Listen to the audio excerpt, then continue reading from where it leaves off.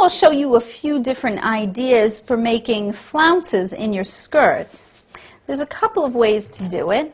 You can build up a little bit of buttercream icing to make a flounce, and you just put a glob of frosting on the cake and then sort of in a diagonal motion smooth it out.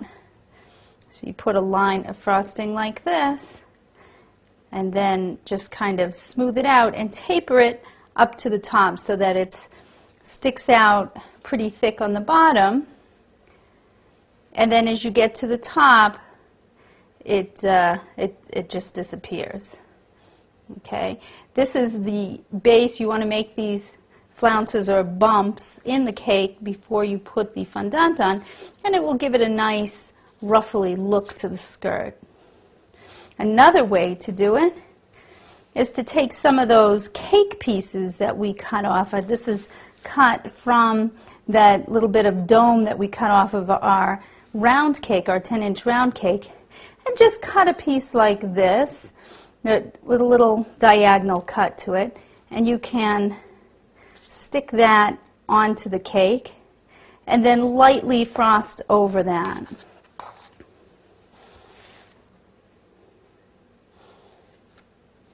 Just a light coating of icing over that and kind of taper it into the cake. Okay, and then there's one more way to create these flounces, and that is to use some of the rolled fondant.